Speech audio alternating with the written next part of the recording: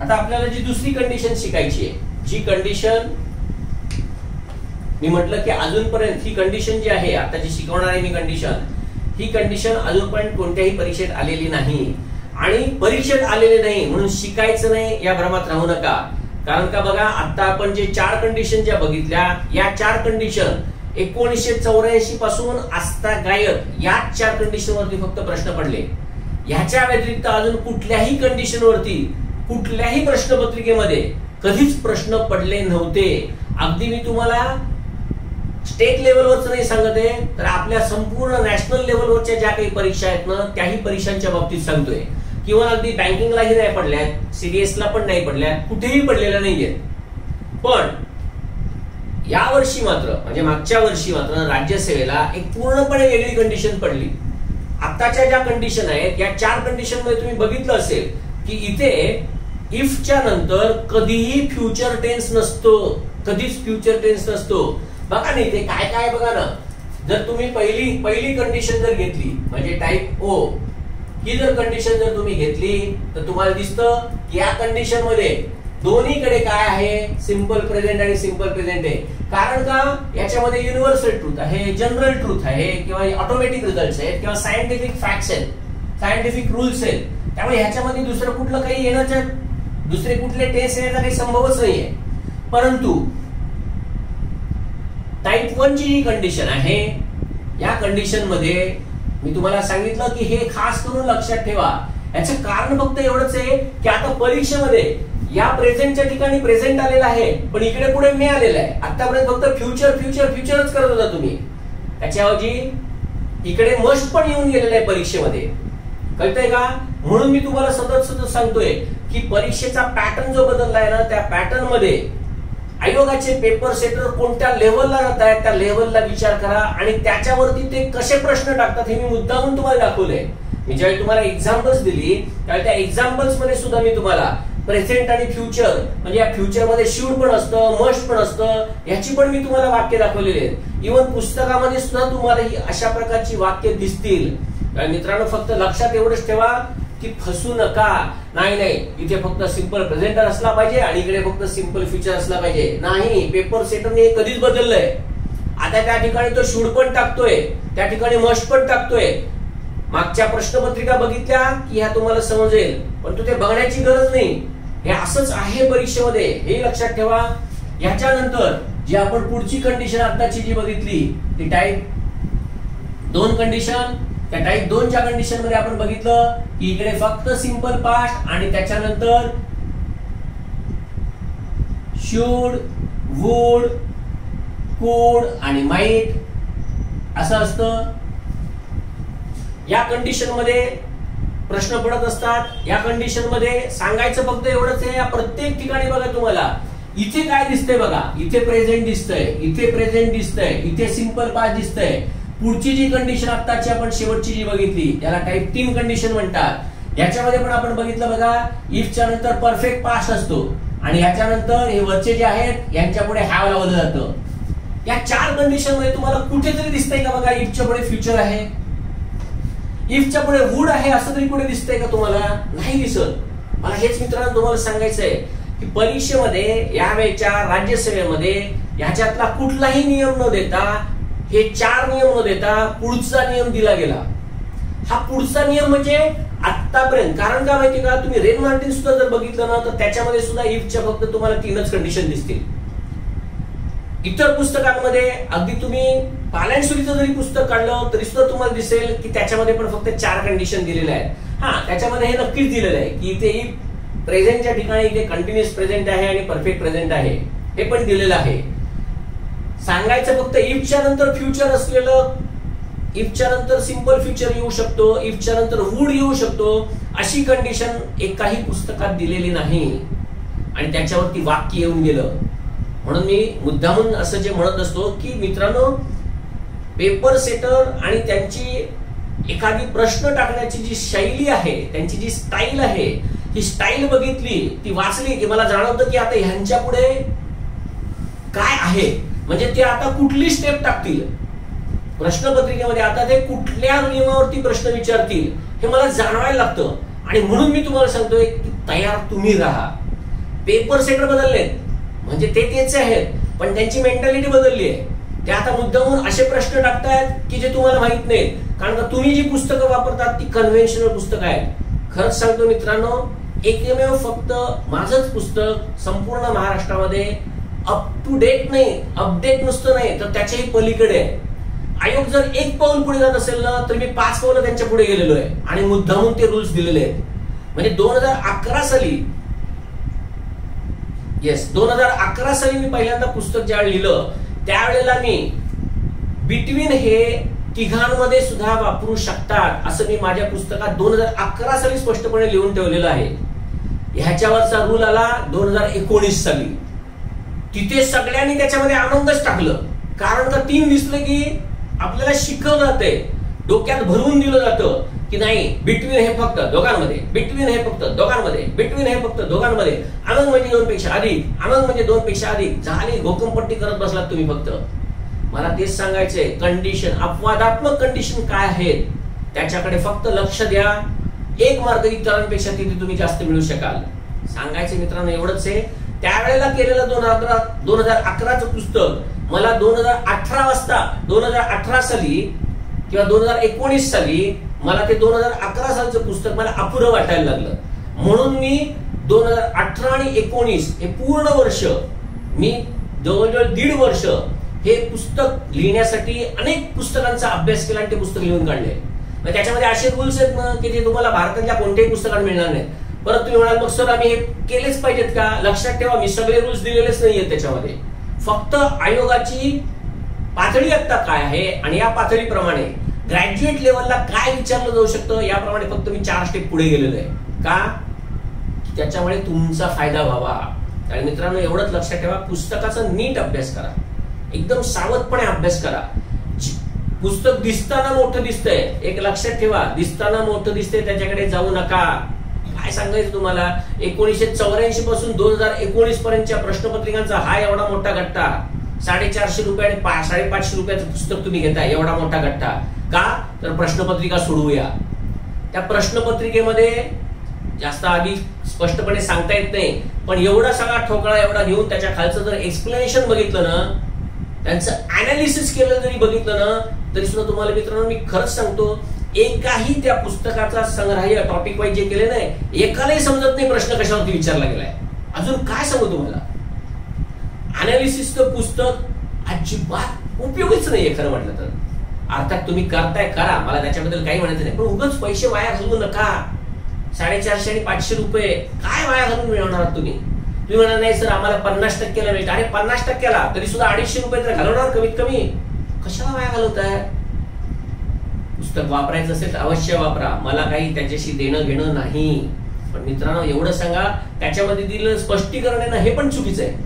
अनेक ठिकाणी तर मी बघितलंय, नियम वरती काय विचारलाय, खाली स्पष्टीकरण काय देत आहेत. परत लिहिणारे हे कोण आहेत माहितीये का? स्पर्धा परीक्षेचे अभ्यास करणारी मुलं आहेत आणि ते स्पष्टीकरण देत आहेत की ज्यांना वाटतं की आम्हाला इंग्लिश येत आहे.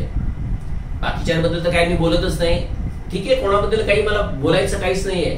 सांगायचं फक्त एवढंच आहे, पुस्तक जाड दिसतंय आणि हे दिसतंय ह्याच्यावर जाऊ नका. 100 प्रश्नपत्रिका सोडवण्याच्या ऐवजी ना फक्त पुस्तक वाचा. ते पुस्तक 600 आणि 700 पानाचं जर तुम्ही वाचताय, त्याच्याऐवजी हेच पुस्तक मी जेवढं शिकवतोय तेवढं 4-5 वेळा वाचून काढा, बघा तुमचे मार्क्स वाढले नाही तर. असो चला, तर या कंडिशन मध्ये आता काय बघितलं की कुठेही तुम्हाला इफच्या नंतर फ्युचर दिसत नाही. मग त्याच्यावरती प्रश्न विचारला. या प्रश्नामध्ये कुठेतरी दिसतंय का बघा, इफच्या नंतर शुड आहे, दिसतंय नाही. आता आपल्याला ती पुढची कंडिशन शिकायची, त्याला म्हणतात फॉर्ट्युइटस कंडिशन. आता ही फॉर्ट्युइटस कंडिशन म्हणजे काय?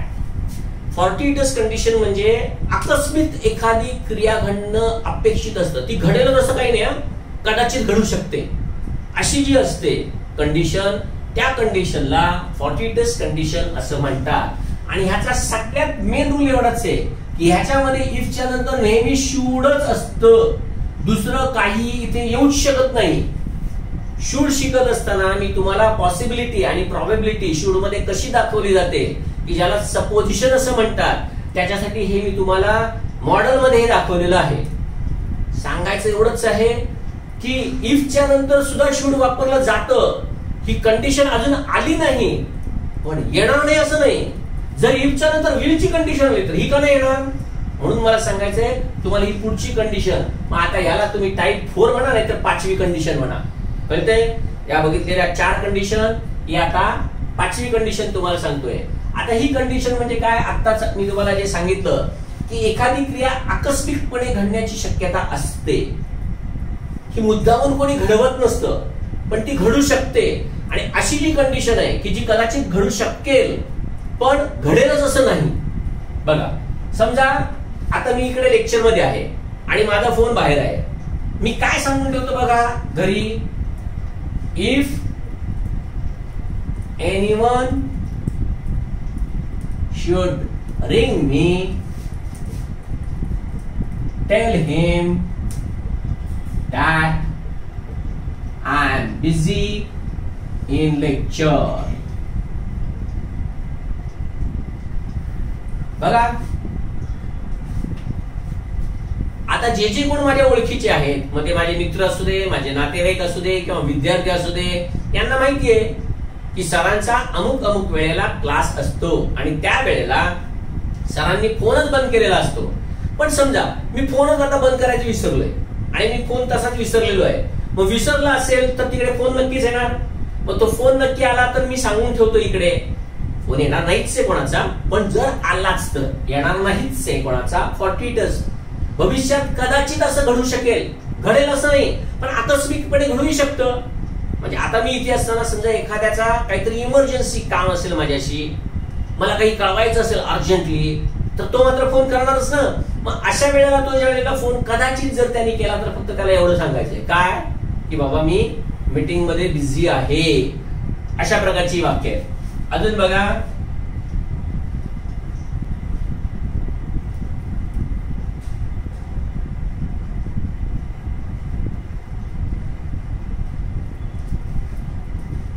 वाक्य काय, if you should find a driver driving recklessly, निष्काळजीपणे गाडी चालवत असताना चालक जर तुम्हाला आढळणार नाहीच, कारण का त्याला तसा आम्ही दम दिलेला आहे, त्याला तशी वॉर्निंग दिलेली आहे, त्याला याच कंडिशनवरती आणलं आहे की बाबा ही बस मुलांना शाळेत घेऊन जाणार आहे, त्यांचा अपघात झाला ना पाहिजे, त्यामुळे सावधपणे केअरफुलीच चालवायची अशी ऑलरेडी वॉर्निंग दिलेली आहे. तरी सुद्धा ते लिहून ठेवलेलं असतं.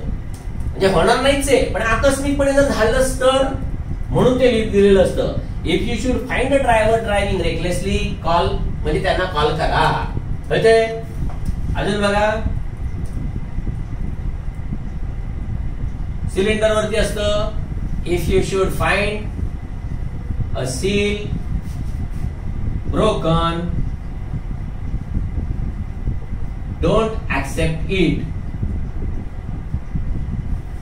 कारण का तिकडून ज्या वेळेला येतो ते त्याच वेळेला तिकडे सील पॅक म्हणजे वरती सील असतं, ते पिवळं सील, ते एकदम पक्क करून ठेवलेलं असतं. ते जर गेलं असेल तर नक्कीच आतमधल्या गॅसचा कोणीतरी उपयोग केलेला असेल. If you should find a seal broken, तर मात्र ते घेऊ नका. कळलं. हे अशा प्रकारे फॉर्ट्युइटस कंडिशन. मेन फक्त लक्षात ठेवा इफच्या नंतर शुड चालतं.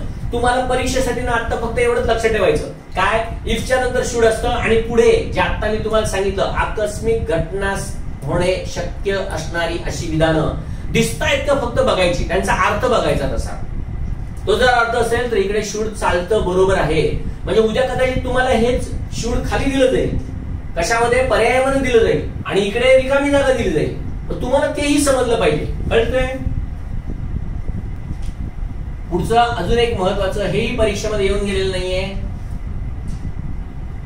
परत हे पण ज्याला कंडिशनल क्लॉज म्हणतात त्याच्यामध्ये येतं इन केस हा क्लॉज. या इफ मध्ये आणि इन केस मध्ये थोडासा फरक आहे. तो काय फरक आहे तोही बघूया. पण जिथे इन केस असतं तिकडे अर्थ फक्त थोडासा वेगळा असतो. आपण बघितलंय बघा, इफचा क्लॉज असेल तर मी असंही करू शकतो, if it is raining I will stay at home. हेच वाक्य तुम्ही असंही लिहू शकता, I will stay at home if it is raining.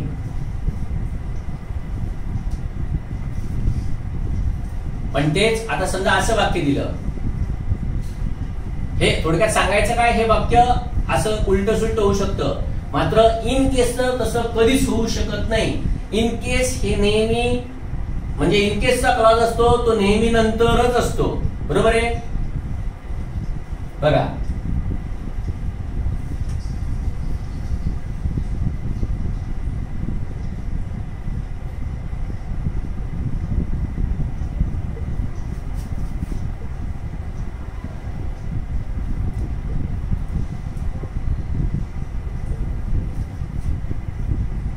बघा, I shall carry an umbrella म्हणजे मी छत्री नेईन.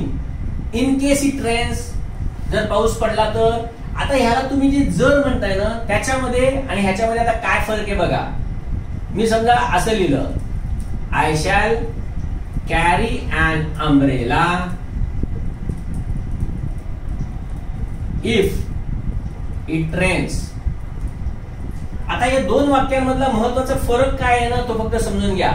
ह्याच्यामध्ये काय माहितीये का, जर पाऊस पडत असेल ना तरच मी छत्री नेणार आहे, कळलं का. बघा कधी छत्री नेणार, जर पाऊस पडत असेल तरच. म्हणजेच ह्याचा अर्थ असा आहे की जर पाऊस पडला नाही तर मी छत्री नेणार नाही. म्हणजे आता समजा पावसाळे दिवस आहेत, मी काय म्हणतो, जर पाऊस पडत असेल ना तर मी छत्री नेईन.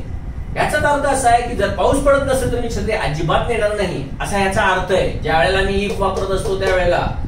याचं कारण फक्त एवढंच आहे, या कंडिशन वरती ही पुढची क्रिया घडणार आहे. बघा पाऊस पडला तरच नेईन.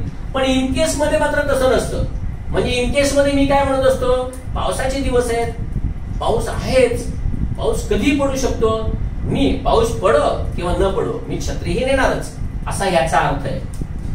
I shall carry an umbrella म्हणजे मी छत्री नेईन, पाऊस पडलाच तर असा मी, असा याचा अर्थ आहे, कळलं. म्हणजे इकडे जर पाऊस पडत असला तरच नेणार आहे, इकडे मला असं नाहीये पाऊस पडो किंवा न पडो मी आपल्या छत्री नेणार. अजून बघा,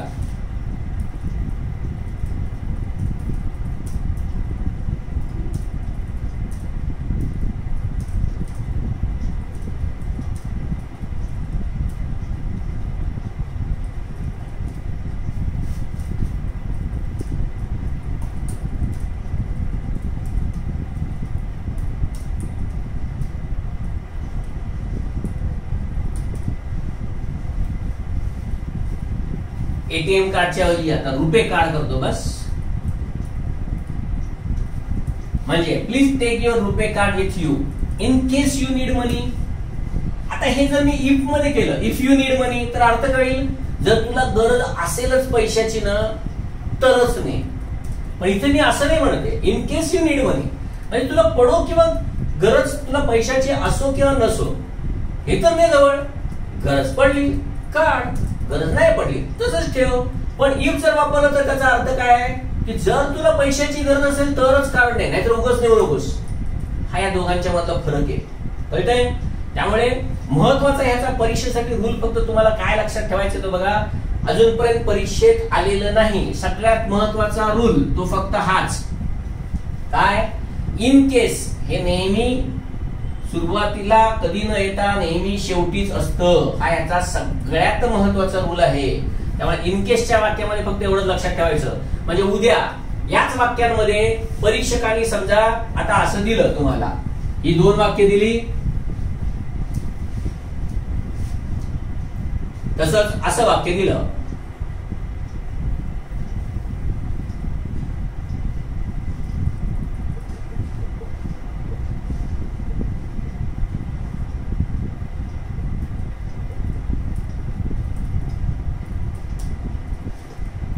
किंवा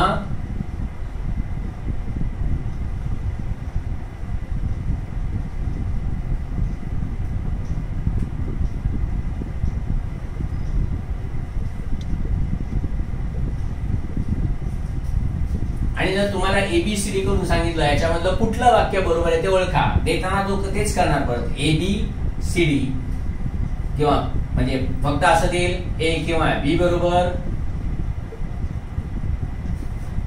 सी किंवा डी बरोबर, ऑल बरोबर, आणि इकडे देईल ओनली ए बी डी. आता तुम्हाला समजलं पाहिजे, पहिल्यांदा चालत नाही, इकडे असं आहे, बरोबर आहे. आता ह्याच्याऐवजी ह्याच्यावरती दुसरा प्रश्न कसा पडू शकतो तेही तुम्हाला दाखवतो.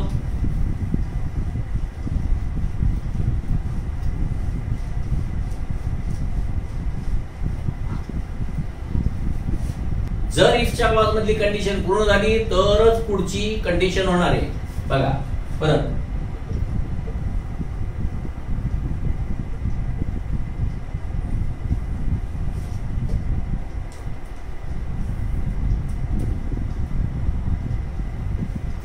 If he needs money he may demand, म्हणजे हे जर त्याला गरज असेल ना तरच पुढची तो ही क्रिया करेल, बरोबर आहे.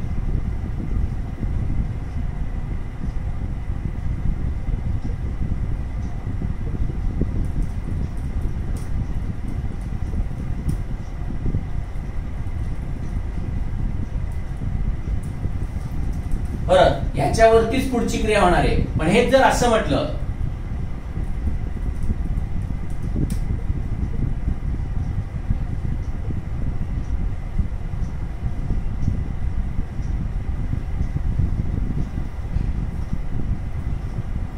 इथे मात्र आता कंडिशन बदलली आहे, म्हणजे त्याला गरज असो किंवा नसो मी त्याला पैसे पुसले देणार, का त्याला गरज आहे हे मला माहिती आहे, मी समजून आहे, म्हणून मी असं म्हणत असतो. थोडक्यात मित्रांनो, इन केस आणि इफ याच्यामधला हा फरक लक्षात ठेवा. परीक्षेत येणारही नाही, परंतु काय सांगता येत नाही, पेपर सेटर काय काय टाकेल, त्यामुळे तुम्हाला माहित असलं पाहिजे. कारण का हा पण ऍडव्हर्ब क्लॉज ऑफ कंडिशनच आहे, हे लक्षात ठेवा.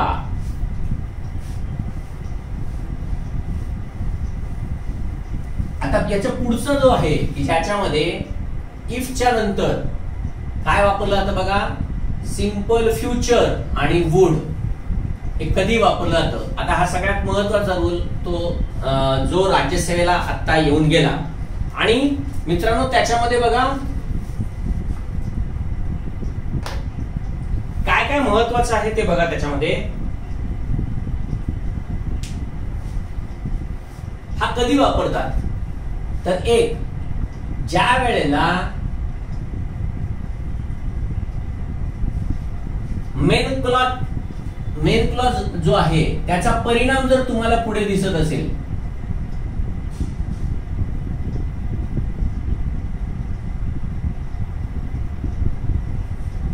बघा आतापर्यंत काय होतं ते बघा. इफच्या क्लॉज मध्ये काय आहे बघा, इफच्या क्लॉज मध्ये काय बघा, इफच्या क्लॉज मधली जर कंडिशन आहे, इफची कंडिशन पूर्ण झाली तरच पुढे क्रिया घडेल. अशा आतापर्यंतच्या सगळ्या इफच्या कंडिशन अशा होत्या बघा. जर तुम्ही चांगला अभ्यास केला तुम्हाला पोस्ट मिळेल, कळतंय, पुढे ही क्रिया घडेल.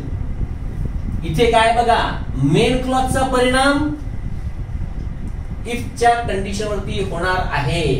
परत थोडस कन्फ्युजिंग आहे, पण मित्रांनो फक्त एवढंच लक्षात ठेवा, इफच्या क्लॉज मध्ये काय असतं बघा.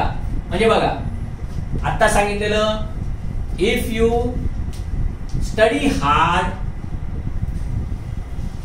You will get a post, बरोबर आहे. काय दिसतंय बघा, जर अभ्यास चांगला गेला ना तर ही परिणाम होणार आहे, कळतंय. आता बघा या कंडिशन मध्ये परिणाम पुढे दिसतोय म्हणजे काय, मी असं म्हटलं, टेक अनदर क्विल्ट. क्विल्ट म्हणजे ती रजई किंवा गोधडी जी असते ना ती आहे. Take another quilt if you will find warm. म्हणजे एखाद्या माणसाला खूप थंडी वाजते आणि त्या थंडी वाजते ना त्यावेळी त्याला म्हणतो किंवा दुसरी अजून एक गोधडी घे जर तुला उबदार वाटावा असं वाटत असेल तर. बघा ह्याची कंडिशन कळलं का, उलट होतं इकडे. मेन क्लॉजचा परिणाम आहे ना तो पुढे दिसतोय बघा. ओपन द विंडो इफ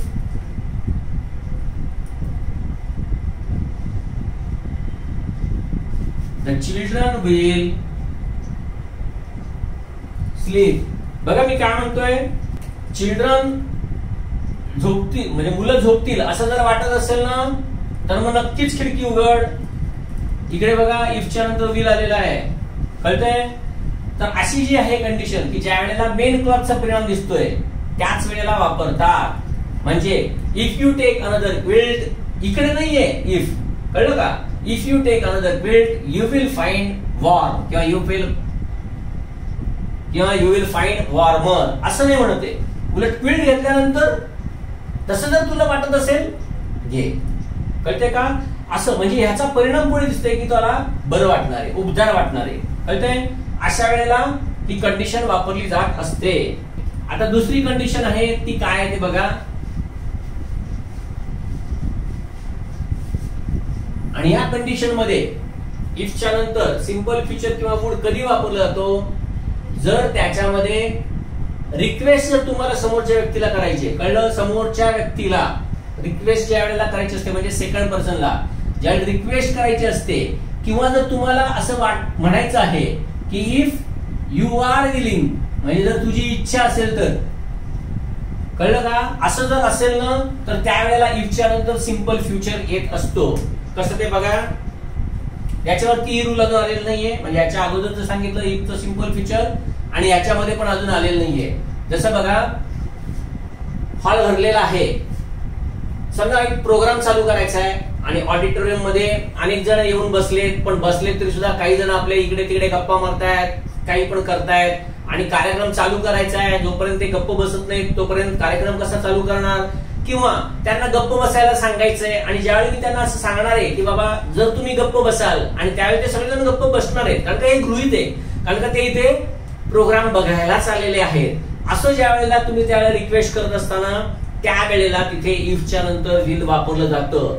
आणि ही कंडिशन असते ही तेवढ्या पुरती असते. म्हणजे ऍक्च्युअली ही कंडिशन म्हणजे काय नंतर भविष्यात काहीतरी होईल याच्यासाठी नाहीये. तर तुम्ही तसं करा प्लीज, मी सांगतोय म्हणून तुम्ही तसं करा, आणि तुम्ही ते करणार हे मला गृहीत आहे असं वाटत असतं. आणि ते ज्या वेळेला असतं त्यावेळेला बघा मी असं म्हणतो, if you will remain silent we shall start the programme. बघा आता तुम्ही म्हणाल सर इकडे डोंट का येत नाही, त्याचंही मी मुद्दामून उत्तर देणार आहे तुम्हाला. याचं कारण का माहिती का, की नाहीतर असं जर वाक्य आहे, समजा इथे असं घेतलं, इफ यू रिमेन सायलेंट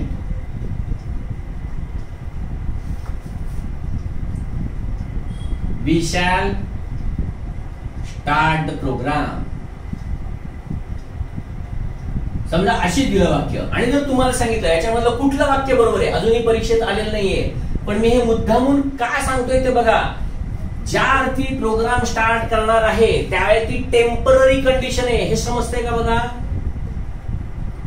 इथे बघा ना, एखादा प्रोग्राम ज्या वेळेला चालू करायचा असेल, मी आता समजा एखाद्या प्रोग्राम मध्ये आहे आणि समोर मी सगळा जो ऑडियन्स आहे किंवा समोर जो काही बसलेला प्रेक्षक वर्ग आहे, हा जर तिथे गप्पा मारत असेल, टाइमपास करत असेल, किंवा नुसताच मला खूप आवाज येतोय आणि त्याच्यामुळे प्रोग्राम स्टार्ट करायला वेळ जातोय हे जर मला माहित असेल, तर मी तिकडे इफ यू रिमेन सायलेंट असं मी म्हणू शकत नाही. तिकडे हेच म्हणायचं असतं. का ते तुम्हाला सांगतो, नीट पटवून घ्या. बघा समजा मी असं म्हटलं,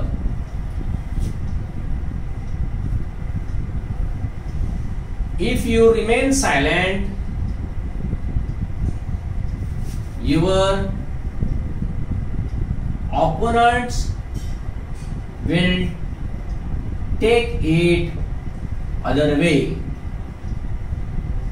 मित्रांनो अर्थ नीट समजून घ्या. इफ यू अजून ह्याच अजून एक वाक्य देतो म्हणजे तुम्हाला समजेल. बघा if you remain silent he will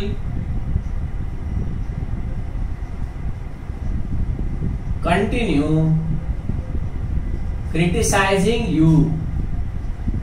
बघा या दोन वाक्यामध्ये आपण समजून घेऊया की इफच्या नंतर इथे सिंपल प्रेझेंट आहे आणि इकडे सिंपल फ्युचर आहे, पण इथे मात्र इफ मध्येच सिंपल फ्युचर आहे आणि पुढे पण सिंपल फ्युचर आहे. आणि ते काय ते नीट समजून घ्या. बघा ह्या ज्या वेळेला तुम्हाला दोन कंडिशन दिसत आहेत, कळतंय, ह्याच्यामध्ये ही नेहमीची क्रिया आहे. बघा always probable condition, always possible condition.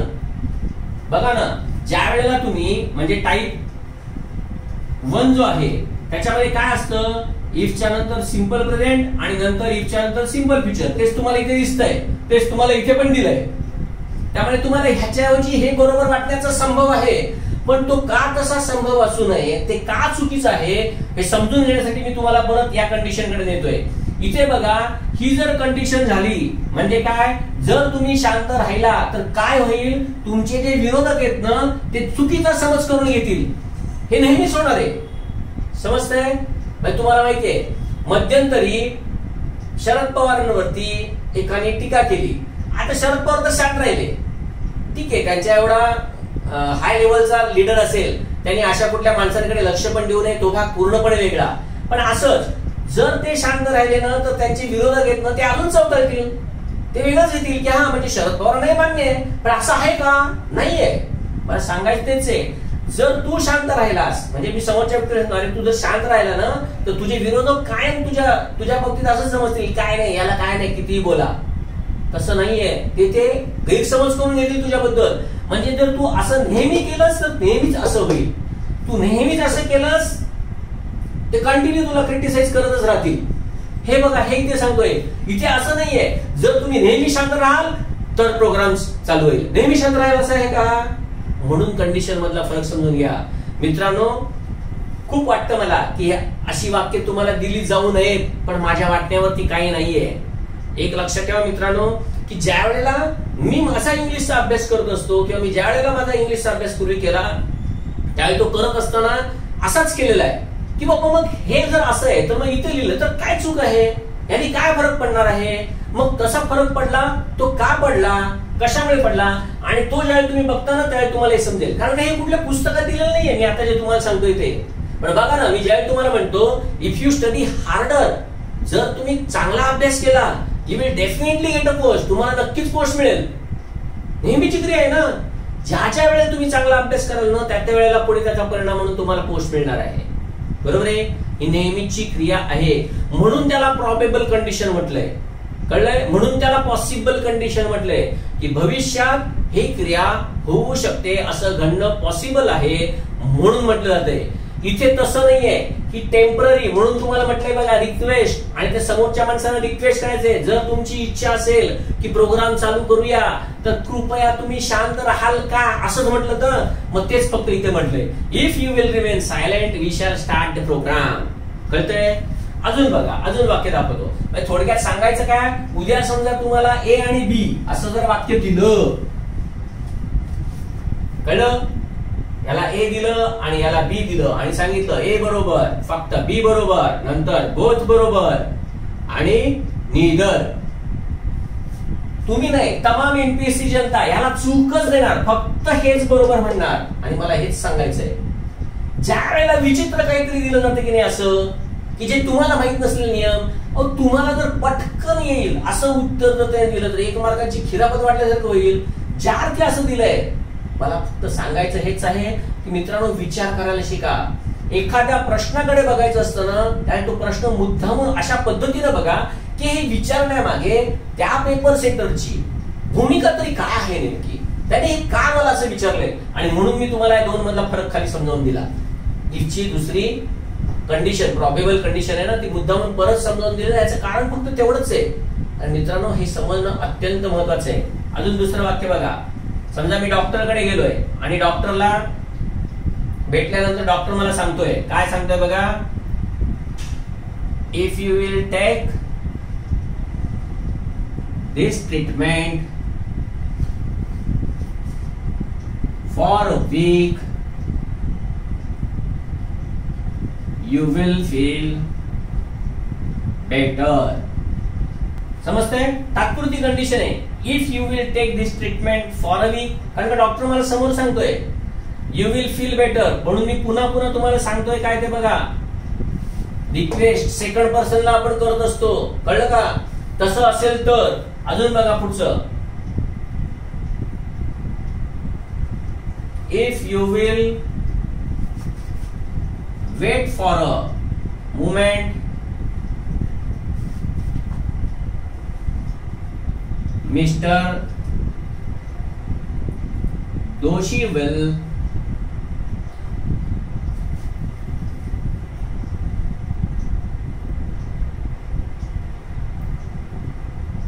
clear your doubts. काय दिलंय बघा, इथे पण इफच्या नंतर विल घातलंय. या विलच्या ठिकाणी वूड घेतलं तरी पण चालू शकतं, हेही लक्षात ठेवा. कारण का वूड ज्या वेळेला वापरलं जातं ना त्यावेळी तो सभ्यपणा त्याच्यामध्ये दिसत असतो, कळलं का? वूड हे सभ्यपणे एखादा प्रश्न विचारण्यासाठी जसं वापरतात, जसं what would you like to have, would you be kind enough to help me, हे का वापरलं जातं? तर माणसाचा सभ्यपणा वूड मध्ये दिसत असतो. त्यामुळे इथे ज्याप्रमाणे विल येऊ शकतो ना तसं इथे वूड पण येऊ शकतं, हेही लक्षात ठेवा. कळतंय? तर ही झाली रिक्वेस्ट असलेली दुसरी कंडिशन. बघा विल मध्येच या 3 कंडिशन आहेत. याच्या अगोदरची सांगितलेली एक कंडिशन की ज्याच्यामध्ये मेन क्लॉजचा परिणाम हा पुढच्या इफ वरती इफच्या क्लॉज मध्ये दिसतो, अशी एक कंडिशन सांगितली. दुसरी कंडिशन आहे की ज्यावेळेस समोरच्याला रिक्वेस्ट करायचं असेल त्यावेळेला ही कंडिशन वापरली जाते, ही इफची सिंपल फीचर किंवा वूड असणारी कंडिशन आहे. आणि आता तिसरी कंडिशन जी राज्यसेवेमध्ये येऊन गेली, आणि आता ती काय की बघा, त्याच्यामध्ये असं काहीतरी एक वाक्य येऊन गेलं राज्यसेवेमध्ये.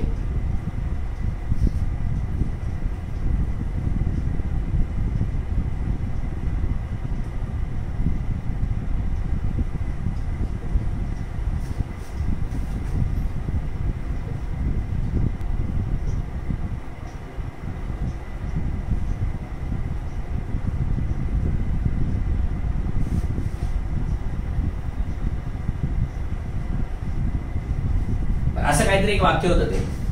याची कंडिशन काय आहे ते आधी बघा. एखादी प्रेझेंट सिच्युएशन असते ना, प्रेझेंट सिच्युएशन म्हणजे वास्तव परिस्थिती जी असते, आत्ताची जी वास्तव परिस्थिती आहे त्या वास्तव परिस्थितीमध्ये, आताची जी वास्तव परिस्थिती आहे त्या परिस्थितीमध्ये अशा प्रकारची वाक्य विचारली जातात. म्हणजे याच्यामध्ये असं काहीतरी होतं,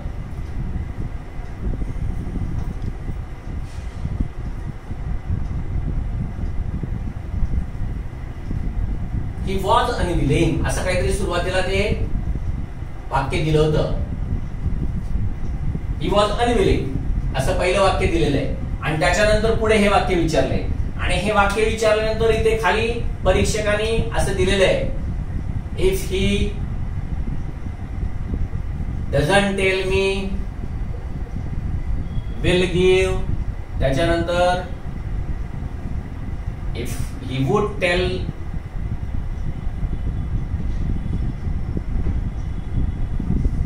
वुड गिव्ह, आणि असे काही काही दिलेले आहेत. सांगायचं काय फक्त बघा, प्रेझेंट सिच्युएशन नाकारण्यासाठी, म्हणजे असं धरून चला की आज माझ्या मुलाचा बर्थडे आहे आणि तो माझ्या मुलाचा बर्थडे आहे आणि त्याला काय पाहिजे हे माझं मीच ठरवतो आणि मी त्याला ते आणून देतो. ज्यावेळी मी त्याला ते आणून देतो त्यावेळी त्याला ते आवडत नाही. कारण का? तो म्हणत असतो मला हे का आणून दिलं, मला ते आणून द्यायला पाहिजे होतं आणि मी तुम्हाला हे सांगितलेलं, असं तो मला म्हणतो. पण त्यावेळी मी म्हणतो की नाही नाही, तू काही मला हे सांगितलेलंच नाही, तसं जर तू सांगितलं असतं तर मी तुला आणून दिलं असतं. अशा प्रकारचं हे वाक्य आहे. त्यामुळे इथे फक्त हेच येतं, if he would tell me,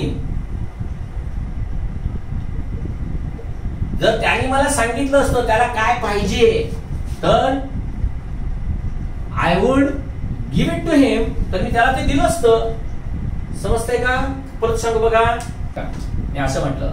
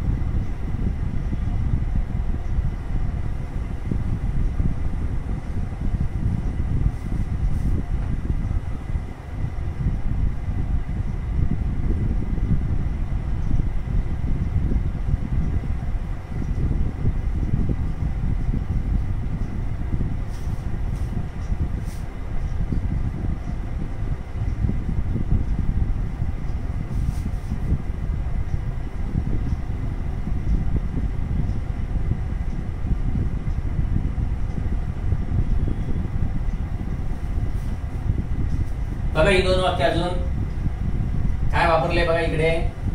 if she will not listen to me, जर ती माझं ऐकणारच नाही तर हे अशक्य आहे तिला या प्रसंगामध्ये मदत करणं, आणि तिला या संकटात मदत करणं अशक्य आहे. जर तिनं माझं ऐकलंच नाही, म्हणजे जर ती माझं ऐकणार नाही तर ते अशक्य आहे मला तिला मदत करणं. काय बघा मी नाकारतोय, प्रेझेंट सिच्युएशन कळते.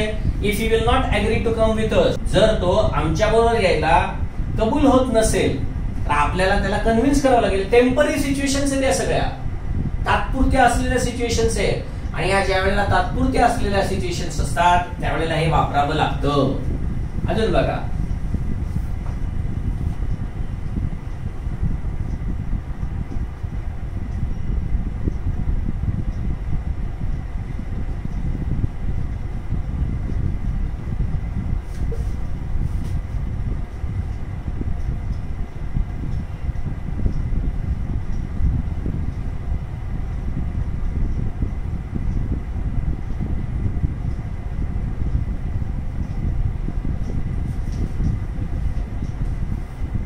If you will order coffee for me, जर तू माझ्यासाठी कॉफी मागवशील, तात्पुरती कंडिशन आहे फक्त, तर मला ते ऍक्सेप्ट करणं भाग आहे. आता सगळी तात्पुरतं आहे, आत्ताच्या पुरतं ज्या वेळेला असतं ना त्याच वेळी हे आहे.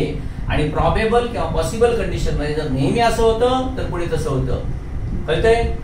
If it starts raining I will stay home, if not I will go. म्हणजे तिथे फक्त जे दिसतंय ना त्या कंडिशन आणि या कंडिशन मध्ये हा असा फरक आहे. मित्रांनो इफच्या या पुढच्या कंडिशन आहेत, ठीक आहे, नेहमी येतीलच अशा काही नाही, पण पुस्तकामध्ये या सर्व कंडिशन्स मी दिलेल्या आहेत. या कंडिशनचा अभ्यास करा. इफच्या या 4 कंडिशन, त्याच्यानंतर फॉर्टिटस कंडिशन जी आहे ती मात्र खास करून मित्रांनो कराच.